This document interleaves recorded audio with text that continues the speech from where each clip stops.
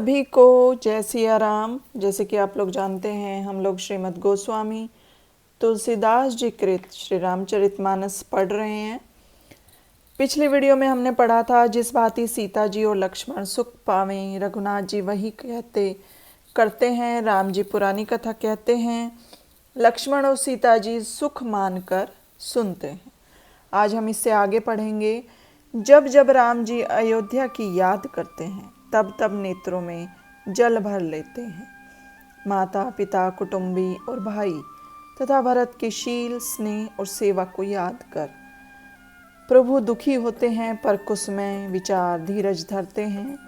यह देख सीता जी और लक्ष्मण व्याकुल हो जाते हैं, जैसे कि परछाई शरीर का अनुसरण करती है।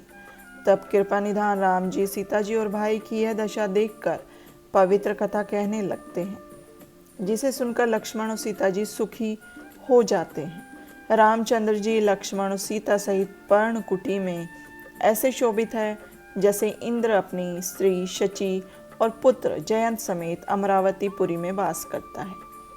प्रभु सीता और लक्ष्मण की ऐसे रक्षा करते हैं, जैसे पलक नेत्रों की। सीता और लक्ष्मण राम जी के ऐसे सेवा करते हैं, जैसे अज्ञानी शरीर की रक्षा करते हैं। खग, मृग, देवता और तपस्वियों के हितैषी प्रभु सुखपूर्वक वन में रहते हैं। राम जी का वन गमन मैंने कहा। अब जैसे सुमंत अयोध्या को आए, सो सुनो। जब निषाद भगवान को पहुंचाकर लौटा, तो उसने आकर मंत्री सहित रथ को देखा। मंत्री को व्याकुल देख निषाद को जैसा दुख हुआ, सो कहा नहीं जाता। मंत्री राम, सीते, लक्ष्मण कह व्याकुल हो धरती पर गिर पड़ा। दक्षिण की ओर देख घोड़े ऐसे हिनहिनाते हैं, मानो बिना पंख के पक्षी व्याकुल है। वे न तो घास चरते हैं, न जल पीते हैं, आंखों से आंसू बहाते हैं। तब रघुनाथ जी के घोड़े की यह दशा देखकर निषाद राज अत्यंत व्याकुल हो गया। तब निषाद धीरज धर बोले, हे सुमंत, अब आप दुख को त्यागो। तुम तो पंडित और परमार्थ के ज्ञाता हो, अब विधाता को टेढ़ा जान धैर्य धरो। निषाद ने अनेकों कथा कह सुमंत को रथ पर बिठा दिया। वे शोक से ऐसे शिथिल है कि रथ भी नहीं हाँक सकते। हृदय में राम जी के वियोग की वेदना है।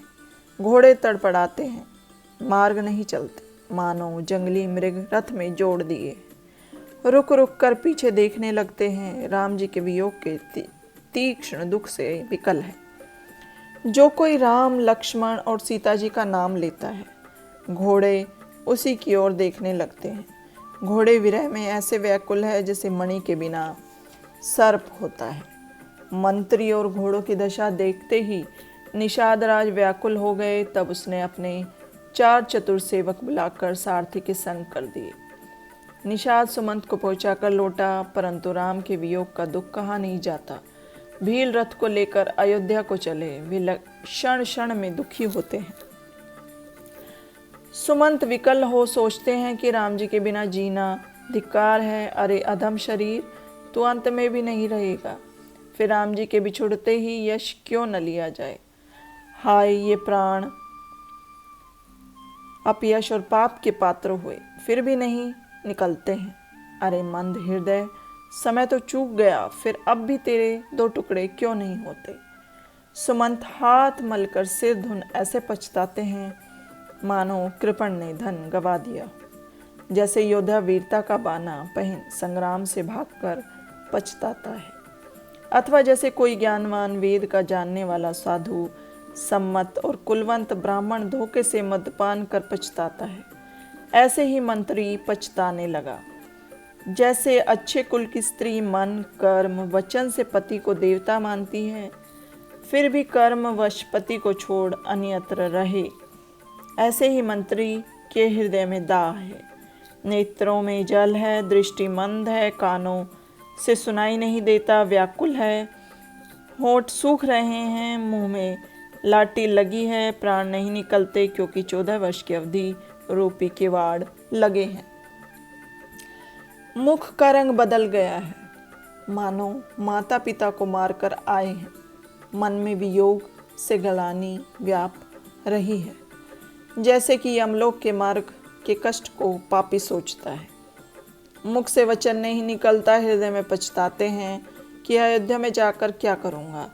जो कोई राम जी के बिना रथ को देखेगा वही मुझे देखकर सकुचाएगा। जब नगर के स्त्री पुरुष व्याकुल हो दौड़कर मुझसे पूछेंगे, तब मैं छाती पर पत्थर रखकर उत्तर दूंगा कि राम जी, सीता जी और लक्ष्मण जी वन को गए। जब सब माता दुखी होकर पूछेंगी, तब हे विधाता मैं उनसे क्या कहूँगा। जब मुझसे लक्ष्मण की माता पूछेगी, तब मैं कौन से सुख का समाचार कहूँगा। तब राम जी की माता दौड़कर आवेगी, जैसे हाल की व्यागी गो बछड़े की याद कर आती है, तो पूछते ही उत्तर दूंगा कि राम लक्ष्मण सीता वन को गए। जो कोई पूछेगा उसको यही उत्तर दूंगा, हाय अयोध्या में जाकर अब मैं यही सुख लूँगा जब दीन दुखी राजा पूछेंगे, जिनका कि जीवन राम के ही अधीन है। तब मैं कौन से मुख से उनको उत्तर दूंगा कि राजकुमारों को कुशल पूर्वक पहुँचा आया हूँ। राम लक्ष्मण सीता के संदेश को सुनते ही राजा प्राण त्याग देंगे। प्रिय रूप जल के बिछुड़ते ही मेरा हृदय कीचड़ की तरह फट नहीं गया। इससे मैं जानता हूं कि विधाता ने मेरे इस शरीर को घोर यातना दी है। इस प्रकार रास्ते में पछतावा करते रथ तमसा नदी के तट पर आ गया। तब सुमंत ने विनती करके चारों निषादों को लौटा दिया। वे दुख से व्याकुल हो लौट आए। नगर में घुसते ही मंत्री ऐसे सकुचाता है मानो गुरु ब्राह्मण और गो की हत्या की हो। दिन तो एक वृक्ष के नीचे बैठकर बिताया। संध्या के समय अवसर पाकर सुमंत ने अंधेरे में अयोध्यापुरी में प्रवेश किया और रथ को द्वार पर छोड़ महल में घुसा। जिसने यह खबर सुनी वह राजा के द्वार पर रथ देखने आए। रथ को पहचान कर और घोड़ों को दुखी देख उनके शरीर ऐसे गलने लगे जैसे धूप से ओला। नगर के स्त्री पुरुष ऐसे दुखी हैं जैसे जल के घटने से मछलियां। मंत्री का आना सुनकर सारा रनिवास व्याकुल हो गया और उनको महल ऐसा डरावना लगने लगा मानो वहां प्रेत का निवास हो। दुखी होकर रानियां पूछती हैं, मंत्री से उत्तर नहीं बनता। वाणी विकल है, कानों से सुनाई नहीं दे रहा, वह आंखों से दिखता नहीं। मंत्री जिस तिस से पूछने लगा कि बताओ राजा कहाँ है। दासी मंत्री को विकल देख उसे कौशल्या के महल में ले गई। सुमंत ने जाकर राजा को कैसा देखा मानो अमृत के बिना चंद्रमा विराज रहा है। राजा आसन शयन और आभूषणों से रहित अत्यंत दुखी हो पृथ्वी पर पड़े हैं और उच्छ्वास लेकर ऐसे सोच रहे हैं मानो इंद्रलोक से ययाति गिरा हो। सोच से क्षण भर में छाती भर लेने से राजा की ऐसी दशा है मानो पंख कटने से जटायु का भाई संपाति गिर पड़ा है। कभी हे राम हे स्नेही राम कहते हैं और फिर कभी हे राम लक्ष्मण और हे सीता कहते हैं। ऐसी दशा देखकर मंत्री ने जय जीव कहकर राजा को दंडवत किया तो सुनते ही राजा व्याकुल हो उठे और पूछा, कहो सुमंत, राम कहाँ है। राजा ने सुमंत को छाती से लगा लिया मानो डूबते हुए को कुछ सहारा मिल गया हो और स्नेह सहित पास बिठाकर राजा आंखों में जल भरकर पूछने लगे, हे सखा कहो राम जी कुशल तो हैं। राम लक्ष्मण और सीता कहाँ हैं। वे लौट कर आए कि वन को ही चले गए। यह सुनते ही मंत्री के नेत्रों में जल भर आया। शोक से विकल राजा ने फिर पूछा कि सीता राम और लक्ष्मण के समाचार कहो। राम जी के शील स्वभाव को याद करके राजा मन में सोचते हैं, हाय जिस पुत्र को मैंने राज्य को कह वनवास दिया, जिसे सुनकर भी उसके मन में हर्ष विषाद ना हुआ, उस पुत्र के वियोग में भी प्राण न निकले, मेरे समान पापी कौन है। हे मित्र, जहाँ श्री राम सीता और लक्ष्मण हैं वही मुझको भी पहुँचा दो, नहीं तो मैं सत्य कहता हूँ कि अब मेरे प्राण छूटना चाहते हैं। राजा बारंबार मंत्री से पूछते हैं कि मुझे मेरे पुत्रों का संदेश सुनाओ। हे मित्र, वही प्रयत्न कर मुझे राम लक्ष्मण और सीता को शीघ्र दिखाओ।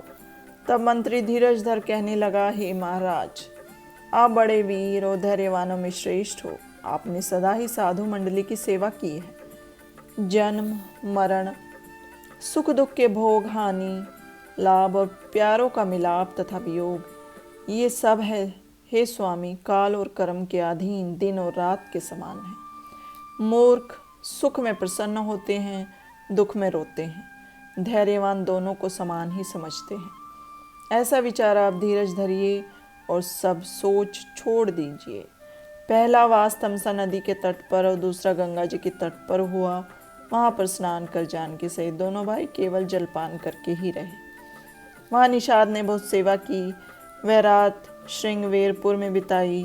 प्रातःकाल होते ही बड़ का दूध मंगाकर अपने सिर की जटाओं का मुकुट बनाया। तब निषाद ने नाव मंगाई जिस पर जानकी जी को चढ़ाकर रघुनाथ जी चढ़े। फिर लक्ष्मण जी धनुष बाण सजा राम जी की आज्ञा पाकर नाव पर चढ़े।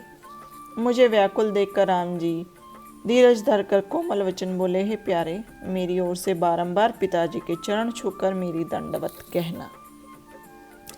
फिर पांव पकड़कर विनती करना कि हे पिताजी मेरी चिंता न करना, आपकी कृपा अनुग्रह और पुण्य से वन के मार्ग में हमको कुशल मंगल रहेगा। हे पिताजी, आपकी कृपा से वन में जाते हुए सब सुख पाऊंगा और कुशल पूर्वक आपके दर्शन करने फिर आऊँगा। सब माताओं के चरणों में पढ़कर विनती करके उनको संतुष्ट कर देना और वही उपाय करना जिससे राजा प्रसन्न रहे। मेरी आज्ञा से बारंबार गुरु के चरण कमलों को पकड़कर यह संदेश कहना कि आप ऐसा उपदेश करें जिससे पिताजी मेरा सोच न करे। हे तात, सब नगरवासी और कुटुंबियों को निहोरा कर मेरी विनती सुनाना कि वही मनुष्य सब भांति मेरा हितकारी है जिसके कारण राजा सुखी रहे। भरत के आने पर उसने कहना कि राज्य पद पाकर नीति न छोड़ना, मन कर्म वचन से प्रजा का पालन करना, सब माताओं को समान जानकर उनकी सेवा करना। सभी को जय सिया राम।